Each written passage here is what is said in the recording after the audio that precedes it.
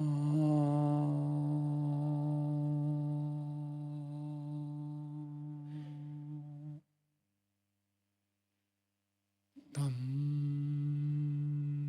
हिनः पिता वसु त्वं माता शतक्रतो बभूमिथा अधाते सुम्नमीमहे।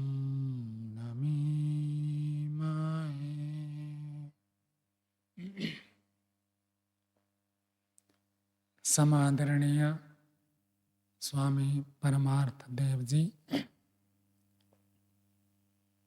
आज हमारे पास आप उपस्थित है, इससे हमें अत्यंत प्रसन्नता हो रही है। जैसे सामने ये ब्रह्मचारी लोग बैठे हैं, ऐसे ही आप एक दिन गृह त्याग करके गुरुकुल में प्रवेश लेने के लिए आए थे। पूज्य स्वामी रामदेव जी महाराज के आह्वान पर। पूज्य स्वामी रामदेव जी एक संकल्पमय पुरुष है। वो जो संकल्प करते हैं, उस संकल्प को पूरा करते हैं। स्वामी जी ने अपने जैसे अनेक सन्यासियों का निर्माण के लिए एक संकल्प किया। ये बात स्वामी दयानंद सरस्वती भी लिखते हैं कि मेरे जैसे हजार विद्वानों की आज आवश्यकता है। लिखा ना। तो जो व्यक्ति इस मार्ग में आता है, इस मार्ग का आनंद प्राप्त करता है, निश्चित रूप से उसको ऐसे लगता है कि मुझे जो ये आनंद मिला है, ऐसे ही आनंद अन्यों को भी मिले। और ऐसे व्यक्तित्व से ही राष्ट्र उन्नत होता है। तो उनकी संकल्पना, उनके आह्वान से प्रेरित होकर सैकड़ों नहीं, हजारों नवयुवक पतंजलि योगपीठ में आए और अनेक दिन तक वहाँ रहे, अध्ययन किए। लेकिन उनमें से कुछ गिने चुने छंटे हुए व्यक्ति ही इस मार्ग को पूर्णात्मना समर्पित होकर अंगीकार किया है। और जिन लोगों ने इस अध्यात्म के मार्ग को आत्मिक उन्नति और परोपकार, मुख्य रूप में कहे तो दो ही बात है, आत्मिक उन्नति, आत्म कल्याण, और दूसरी बात है समाज की सेवा, परोपकार, राष्ट्र की उन्नति, व्यक्तिगत उन्नति और समष्टि की उन्नति। इन दो उन्नति के लिए पूर्णात्मना समर्पित व्यक्तित्व बहुत कम रहे। हजारों की संख्या में आए, 10,000 भी हो सकते हैं, मैं गिनती नहीं है इसलिए नहीं कहूँगा, लेकिन हजारों की संख्या में आए, इसमें तो कोई संदेह नहीं। युवा एक आह्वान देते थे तो सैकड़ों सैकड़ों हजार युवक आ जाते थे। तो उनमें से कुछ ही व्यक्ति पूर्ण रूप से समर्पित होकर इस मार्ग में रहे। और जितने व्यक्ति रहे, मेरी बुद्धि के अनुसार सबसे उत्तम, सबसे श्रेष्ठ स्वामी परमार्थ देव जी है। इनके सामने इनकी प्रशंसा करने से भी कोई खतरा नहीं है, क्योंकि वो सेवा को पार कर चुके हैं। प्रशंसा से प्रभावित होकर, अभिमान अहंकार से युक्त होकर कुछ स्वार्थ सिद्ध करे, ऐसी स्थिति उनके लिए नहीं है। जब ये ब्रह्मचारी के रूप में पढ़ते थे, कितने भी सारे ब्रह्मचारी थे, यदि दिनचर्या से लेकर कोई भी कार्य आदेश दिया जाता था वो करते थे। ऐसे नहीं कहते थे ये तो मेरे पर्याय नहीं है, क्योंकि वहाँ तो जब स्वामी जी पढ़ते थे तब 70 ब्रह्मचारी थे, 70। हम इनको कोई काम बताते तो कभी ये नहीं कहा कि मेरे को तो आपने 1 घंटा काम बताया था वो तो मैंने कर चुका हूँ, ये नया काम मुझे क्यों बता रहे, कभी ऐसा नहीं सोचा। सेवा भाव की दृष्टि से आप लोग भी ऐसे ही है, कभी आप में से किसी ने मना नहीं किया कि मैं सेवा करे नहीं करूँगा। हाँ ठीक है, थोड़ा टाल तो देते हैं कभी कभी, इसको बाद में कर दें, कभी कभी ऐसे कह देते हैं, लेकिन सेवा कार्य में आप लोगों की कमी नहीं है। लेकिन स्वामी जी की जो विशेषता थी, जैसे उन्होंने मैं कल बताया था, कभी कोई नियमों का, अनुशासन का उन्होंने भंग नहीं किया। एक बार बता दिया कि गेट से बाहर नहीं जाना है तो कभी गेट से बाहर नहीं गए। एक बार बता दिया कि वहाँ मुझे स्वामी जी का कार्यक्रम चलता था, उतने समय ही टीवी देखना, अन्य समय टीवी चलाना नहीं, टीवी के पास गए ही नहीं कभी। और कभी ऐसे नहीं हुआ पढ़ाई का समय हो गया और ये देर में आए, मुझे स्मरण नहीं है, समय से पहले आकर उपस्थित हो जाना। ऐसे संध्या में, उपासना में, किसी किसी की पढ़ाई में रुचि होती है, किसी किसी की सेवा करने में रुचि होती है, और किसी किसी की ध्यान उपासना में रुचि होती है, लेकिन सभी में ये रुचि रखते थे। इसलिए आज लौकिक भाषा में कहते हैं ऑलराउंडर है। इनको व्यायाम सिखाने के लिए कहो, घंटों तक ये व्यायाम सिखाएंगे और खुद भी करते हैं। उनको ध्यान सिखाने को ध्यान सिखा देंगे। और ऐसे नहीं कि ये भारत में देश भर में घूम घूम कर प्रचार करते हैं, अभी तो यूनिवर्सिटी में पढ़ाते हैं। यदि ये पाठ छोड़ देते, पढ़ाना छोड़ देते, तब उनको मैं कुछ कह सकता था कि नहीं आपने काम गलत किया। प्रचार कर लिया, प्रचार तो आवश्यक है, पढ़ाना छोड़ दिया। अभी भी पढ़ाते हैं, बाहर भी रहते हैं, गुरुकुल में जाए तो ब्रह्मचारियों को पढ़ाते हैं, यूनिवर्सिटी में पढ़ाते हैं। हम तो यही कहते हैं 2 काम कभी नहीं छोड़ना है, ईश्वर की उपासना कभी नहीं छोड़नी है, और दूसरा काम है शास्त्रों को पढ़ना अथवा पढ़ाना। ये 2 काम कभी नहीं छोड़ना। बाकी सेवा परोपकार के कार्य वो तो होते रहेंगे, चलते रहेंगे, करना ही चाहिए, मना नहीं है, सबकी अपनी अपनी योग्यता सामर्थ्य के अनुसार करना है। लेकिन उपासना और स्वाध्याय में यह सामर्थ्य और योग्यता ऐसे नहीं देखा जाता, ये अनिवार्य रूप में करना है। तो आज भी आप उसी विनम्र भाव में रहते हैं, नहीं तो इतनी उपलब्धि होने के बाद बहुत अधिकार प्राप्त हुआ है, धन के उपयोग करने की क्षमता प्राप्त है आपको, और दुनिया भर में घूमते हैं, बहुत मान सम्मान मिलता है। लेकिन वही विनम्रता का भाव जिस समय गुरुकुल में प्रवेश किए थे, उस समय जैसे अत्यंत बालक के समान पूर्ण समर्पित थे, अभी भी ऐसे ही रहते हैं। ये बड़ी प्रसन्नता की बात है। तो आपके लिए मैं यही शुभकामना प्रेषित करता हूँ कि जीवन में अपने व्यक्तिगत उन्नति को करें, और साथ में आप समष्टि के उन्नति के लिए तो प्रयत्न करते ही है। और केवल ये मेरे प्रिय थे ऐसे नहीं, पूज्य गुरुदेव आचार्य प्रद्युम्न जी महाराज, पूज्य स्वामी रामदेव जी, पूज्य आचार्य बालकृष्ण जी, सबके ये प्रिय रहे। इनके ऊपर कोई ऐसे आक्षेप नहीं करता कि आप ये गलत कर दिया। पूज्य स्वामी आचार्य प्रद्युम्न जी ने मुझे एक बार कहे, ये तो साधक है। साधक कौन होता है? तो उन्होंने एक परिभाषा बताई कि जो जानबूझकर गलती नहीं करता है और अनजान में गलती हो तो उसको सुधारने के लिए, छोड़ने के लिए तैयार रहता है, वो साधक है। तो साधक की उपाधि भी बड़ी उपाधि है, और जो साधक बनता है वो तो सिद्ध हो ही जाएगा। साधक बनना है, साधक बनने का अर्थ जानबूझकर गलती नहीं करना है। और जितना जितना व्यक्ति आगे उन्नति को प्राप्त करता है, उतनी उतनी बाधाएं भी आएगी। सामान्य व्यक्ति के लिए कोई बाधा नहीं, जितने बड़े स्तर पर पहुंचेंगे उतनी बाधा आएगी।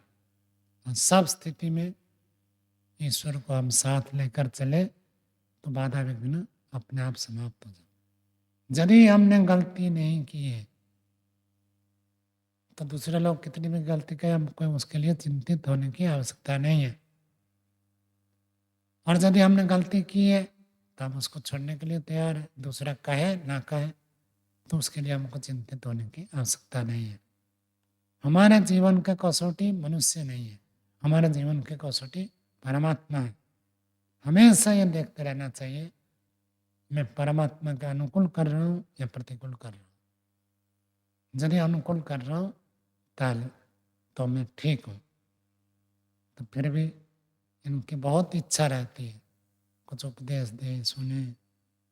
यही है उपदेश है कि परमात्मा के साथ आप जुड़कर हमेशा चलें। और आपको तो क्या उपहार दें, पूज्य स्वामी सत्यवती जी महाराज के सत प्रेरक वाक्य है। इसमें से एक एक वाक्य पढ़ेंगे करंट जैसे आपको लगेगा, अध्यात्म के पराकाष्ठा के लिए बहुत उपादेय है। तो आप इसको झोली में रखिए, छोटी पुस्तक है। कभी रास्ते में गाड़ी में चलते चलते एक वाक्य पढ़ लिए तो काम आएगा। तो आपसे हम दो बात पूछना चाहेंगे। एक तो ब्रह्मचारी है, कभी कभी रोगी होते हैं, और संसार तो पूरा रोगी है। तो कुछ ऐसे मूलभूत बातें बताइए जो हमको रोगी होने ना दे।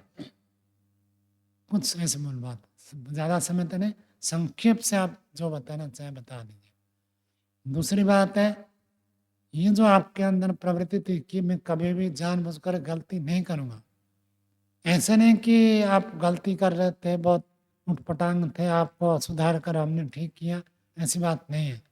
ये जो आपकी प्रवृत्ति है, ये आपके स्वाभाविक प्रवृत्ति बचपन से थी, पूर्वजन्म का था, या आपने प्रयत्न करके किया, उस विषय में क्या अनुभव करते?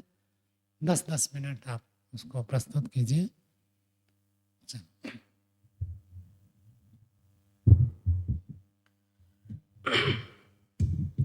पूज्य स्वामी जी की विशेष कृपा, उनका स्नेह है। और कल भी मैं बात कर रहा था कि हम जहाँ हैं, जिस परिस्थिति में हैं, हम इतिहास बनाते हैं। हम उस समय को याद करते हैं तो मैं पाता हूँ कि जो भी मेरे अंदर तप है, पुरुषार्थ है, या जो भी सहनशीलता है, तो उसमें माता पिता और गुरु का विशेष जो है योगदान है। स्वामी जी महाराज ने हमको तप करना सिखाया कि कैसे तप करते हैं। नहीं तो हम तप तो दूसरे ही समझते थे। स्वामी जी ने हमको रसना पर, वासना पर कैसे नियंत्रण करते हैं। वर्षों वर्षों नमक नहीं खाने दिया। हाँ, अब तो मतलब किसी को कहा जाए तो जी मतलब मुझको गौरव होता है कि मैं ऐसे स्वामी जी महाराज के सानिध्य में रहा और लोगों को बताता हूँ तो उनको बड़ा आश्चर्य। 2 वर्ष तक आस्वाद का व्रत रखाया। हम मिर्ची क्या होती है हम जानते नहीं, मिर्च क्या होता है। मिर्च खा नहीं सकते। जो है ऐसा नहीं कि नहीं मन मन में चाह होती नहीं खाना खाना, नहीं नहीं, स्वामी जी ने कह दिया। तो जो स्वामी बता रहे हैं ना कि एक बार हमने खुद आकर के पूछ, स्वामी जी हमको हमको कुछ नहीं पता, हम तो अबोध बालक हैं, आप हमको जो जैसे हमारा निर्माण हो वैसा आप करिए हमारे तप के लिए, पुरुषार्थ के लिए। तो आप भी जब भी समय हो तो पूछना, और वो बोलेंगे तो वैसा ही जीना है। तो हमको गौरव होता है कि अरे हमने ऐसा किया, हमने वैसा किया। और अगर हम गलती करते तो हमको ग्लानि होती। हम सभा में आज हजारों लाखों लोगों के बीच में हम जब बोलते हैं तो वो इतिहास हमने बनाया है। तो हम कहते हैं ना कि हम दिन रात हो, गौ की सेवा हो, 70 गायें और 70 ब्रह्मचारी। स्वयं स्वामी जी ने न कोई पाचक, न कोई जो है गौ सेवक, कुछ नहीं।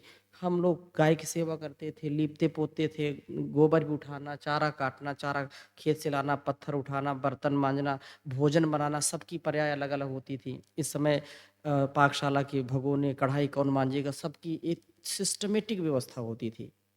तो उसका परिणाम ये है कि आज हम कुछ भी हो, हम वही समझते हैं अपने आप को। चाहे कोई हमको झाड़ू लगवा ले, चाहे नीचे बिठा दे, चाहे कहीं बिठा दे, कहीं लिटा दे, कुछ भी नहीं। तो ऐसा हम केवल सन्निधि मात्र से उनके जो है स्वभाव से ही हम बहुत कुछ सीखते हैं। तो ये बहुत बड़ी बात है। तो 2 बातें स्वामी जी ने कही हैं, निर्देश दिया है कि हम स्वस्थ कैसे रहें। और प्रायः जब हम विद्या अर्जन में रहते हैं तो स्वास्थ्य खराब हो जाता है। उसका कारण ये होता है कि हम जो है एक तो मन में दबाव रखते हैं, तनाव रखते हैं। इतना पढ़ना है, इतना करना है, इतना ये करना है। तो एक सबसे बड़ी बात ये है कि मन में कभी एक भी बोझ नहीं होना चाहिए। हमको तो मतलब ऐसा, अब तो हमारे गुरुकुल में ऐसी व्यवस्था नहीं है स्वामी जी, कि हम जो है 12 बजे ठीक घड़ी के पहले-पहले, भोजन के पहले-पहले आपको 50 सूत्र सुनाने अनिवार्य हैं। मतलब एक पंक्ति तो सुनानी ही सुनानी है। आप नहीं सुनाओगे तो भोजन नहीं कर सकते। और अगर कहीं कोई बाई चांस कुछ बात हो जाए और गुरुजी आ जाए या स्वामी जी आ जाएँ, स्वामी जी तो फिर भी बहुत वो करते, मतलब पास में रहते थे तो माता-पिता, मित्र सब प्रकार का व्यवहार होता था। गुरुजी बहुत कम जो है मिलते थे, तो गुरुजी वहाँ से केवल ऐसे, हम भोजन यहाँ कर रहे हैं, गुरुजी ऐसे केवल ऐसे देख लें तो समझो हालत खराब, क्या गड़बड़ी हमने कर दिया। तो किसी ने कह दिया कि ये आज ये सूत्र नहीं सुनाया तो खड़े हो जाओ। तो ये मतलब हमको क्या करना है कि नियम का उल्लंघन नहीं करना, तो मन में बोझ नहीं रहेगा। पवित्र रखना अपने मन को, अंदर और बाहर। जब अंदर बाहर पवित्र रहेंगे तो मन में दबाव नहीं रहेगा, तनाव नहीं रहेगा। दूसरी बात ये है कि आहार पर नियंत्रण। आहार औषधि है। आहार के कारण बीमारियां हो जाती हैं। जब मैं गुरुकुल आया उसके पहले मैं योग कक्षा लगाता था और 3-3 शिविर लेता था स्वामी महाराज। 3-3 शिविर लेता था और 3-3 4-4 घंटे खूब व्यायाम भी करता था और प्रवचन भी देता था, भाग-दौड़ करता था और कभी साइकिल, पूरा दिन भाग-दौड़ में रहता था। फिर जब गुरुकुल आया तो सारा जाम हो गया। जाम का मतलब क्या? 2-2 3-3 घंटे, 4-4 घंटे बोलना, कक्षाओं को 6-6 घंटे चलाना, वो बिल्कुल जाम हो गया। और मन पर क्या आ गया? पहले कभी पढ़ी नहीं अष्टाध्यायी, सूत्र नहीं याद हो, एक-एक सूत्र याद करना करना, फिर धीरे-धीरे सामर्थ्य तो बढ़ गया, लेकिन क्या जो शारीरिक और जो है मानसिक अलग व्यवहार था, वो इधर बदल गया। तो अब क्या हो, शारीरिक श्रम कम हो गया। श्रम तो ठीक है, जितना खेल-कूद का या व्यायाम का समय दिया जाता था, लेकिन वो ऐसा प्रवृत्ति ज़्यादा रही नहीं। तो और खाने को खूब जो है बड़ा-सा हलवा भी है, छाछ भी है, मतलब घी भी है। महाराज जी के खाने में कोई कमी नहीं है। तो अब क्या, पहले सन्यासी जो मतलब आते थे तो बीच में बोलते थे, "अरे तुम ब्रह्मचारियों का खाता नहीं है?" हैं? तो ऐसे लोग भी आते रहते हैं। तो और अभी नहीं खाओगे तो कब खाओगे? तो ऐसा जो है गलती हो जाती है कि गरिष्ठता का हमको पता नहीं चलता। घी भी खा लिया, बहुत सारा खा लिया, तो उस समय क्या होता है, शरीर भी बीमार हो जाता है। हम पाचन का ध्यान नहीं रखते। अभी क्या है ना, गुरुजी बोलते हैं, बुद्धि जो है ठोकर खा के आती, बादाम खा के नहीं आती। हैं? है ना? तो अभी स्वामी जी अभी बोले थे, "अरे! आप कैसे इतना कम खा कर के कैसे आप रह जाते हो?" तो उसका मूल कारण है कि अब वो ज़्यादा समझ में बात आई है कि शरीर को जितना कम खाना। अभी भी कोई ब्रह्मचारी पूछ रहे थे आप में से, आप पूछ रहे थे रास्ते में कि कैसे स्वस्थ रखें शरीर को, आहार पर कैसे वो रखें। तो आहार यदि कंट्रोल हो गया तो सब मामला ठीक है। आहार तो शरीर को स्वस्थ रखने के लिए है। आहार एनर्जी है। आहार की जो मात्रा होनी चाहिए ना, हम उतना खाएँ जितना पूरा हज़म हो जाए, भूख बराबर लगे। किसी-किसी, क्योंकि आप आज खाएँगे, कल खाएँगे, धीरे-धीरे, धीरे-धीरे जठराग्नि मंद पड़ जाएगी। तो हम शाम को, यद्यपि स्वामी जी महाराज ने ऐसी व्यवस्था कर रखी थी कि रात्रि में कभी हमने, बाद में शायद शुरू हुआ था, कई लोगों ने हल्ला मारा था कि नहीं-नहीं, हम तो हरियाणा के कई लोग थे, आप में भी होंगे कोई, तो नहीं-नहीं हम तो जो है ना हम तो क्या शाम को दलिया या खिचड़ी ही बनती थी हमेशा। लेकिन बाद में कई लोगों ने कहा, अरे हम तो व्यायाम करते हैं, ये है, तो फिर थोड़ी-सी सब्जी और रोटी की व्यवस्था बाद में हुई थी। नहीं तो शाम को खिचड़ी ही खाते थे और खिचड़ी में भी जो है सामान्य रूप से जितना खाएँ, जितना पचा सकें। तो आहार पर नियंत्रण रखें, ब्रह्मचर्य का पूरा पालन करने के लिए मूलबंध ज़रूर लगाइए। मूलबंध की साधना बहुत बड़ी साधना है। तो मूलेंद्रिय को संकुचित करना, त्रिबंध के साथ प्राणायाम करना, तो उससे मन भी कंट्रोल रहेगा, इंद्रिय भी कंट्रोल रहेगी और जठराग्नि भी प्रदीप्त होगी। तो ये बात ज़रूर ध्यान रखना। सुबह भी अब इतना जो है हलवा या चना या कोई भी चीज़ है और उसको अरे आने दो फिर जीतव्यम चाहे मर्तव्यम हचक्य भोजन कर्तव्यम ये स्थिति नहीं होनी चाहिए। तो वैसा नहीं होना चाहिए मतलब आहार को उतना जितना पचा सकें। सर्वे भवन्तु सुखिनः सर्वे सन्तु निरामया। निरामया ये बहुत बड़ी बात है। हमारे यहाँ आते थे आचार्य प्रचेता जी, हैं?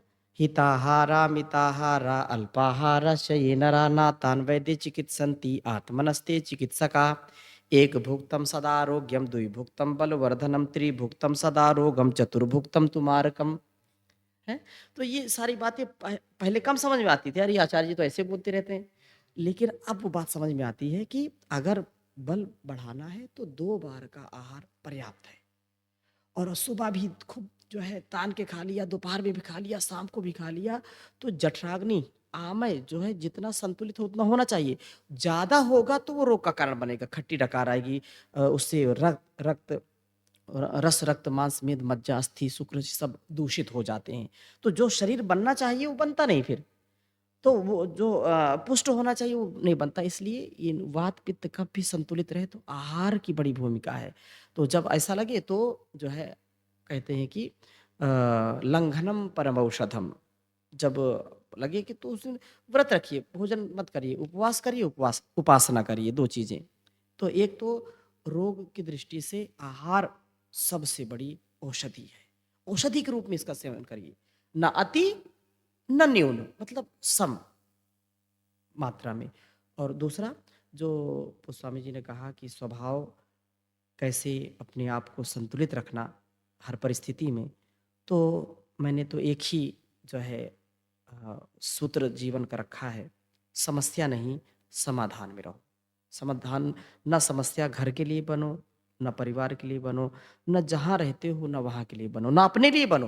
कुछ लोग कुंठा में रहेंगे, हम नहीं, हम तो किसी से नहीं बोलेंगे, हमको गुस्सा है तो अपने मन में रखेंगे, हमको उलझन है तो अपने मन में रखेंगे और अंदर घुटते रहते हैं, वो भी अच्छा नहीं है। तो इसलिए बिल्कुल निर्लेप रहो, पूरा आनंद में रहो। किस बात का अहंकार, किस बात का जो है द्वंद्व, कुछ नहीं, सब ईश्वर को सौंप दो, जो वो करेगा अच्छा करेगा, उसको आलंबन बना के रखो और हमेशा बालकवत रहो, दूसरों से सीखो। ये मतलब ये कहने में मुझको थोड़ा सा अटपटा लगता है, लेकिन जीने में अच्छा बहुत अच्छा लगता है। कहने में तो थोड़ा सा वो लगता है ये, लेकिन ऐसे पूरा आनंद में रहो। तो बस इससे ये स्वभाव में आ जाएगा। हाँ, ये बात ज़रूर है कि सारा ज्ञान पुस्तकों से नहीं आता है, सारा ज्ञान सुनने से नहीं आता है, उसको स्वभाव में उतारना पड़ता है। और माता-पिता और गुरु, शास्त्र तो सहयोगी हैं हमारे, और वो आज हम जो कर रहे हैं ना, वो आने वाला कल हमारा संस्कार है। तो इसलिए इसको बना करके रखना, इसको मतलब स्वभाव में जियो। स्वभाव अध्यात्म उच्यते, है ना? गीता में कहा है ना, अध्यात्म क्या है? अपना स्वभाव है। अपने अवस्थित तदा दृष्टुः, अपने स्वरूप में अवस्थित हो जाना, यही योग है और क्या। तो अपने में आप मस्त रहो बस। मस्त राम मस्ती में, आग लगे बस्ती में। हाँ, तो ये है, तो समय ज़्यादा हो रहा है, तो फिर ये बस यही है, फिर कभी आएँगे, चर्चा करेंगे। और बस बहुत मैं तृप्त हूँ, बहुत आनंद है स्वामी जी महाराज के सानिध्य में बैठ कर के। बहुत जो है संतोष मिलता है, शांति मिलती है, आनंद मिलता है, लगता है बस कुछ सीखते रहें, बोलते रहें स्वामी जी महाराज, हम सुनते रहें। तो ये जो जो कुछ भी है, मुझको कभी ऐसा नहीं लगता कि मैं बहुत बड़ी सेवा कर रहा हूँ। मुझको लगता है बस वो तो जो है ठीक है, अनकंडीशनल सरेंडर। बहुत प्रणाम स्वामी। ओम शांति शांति शांति।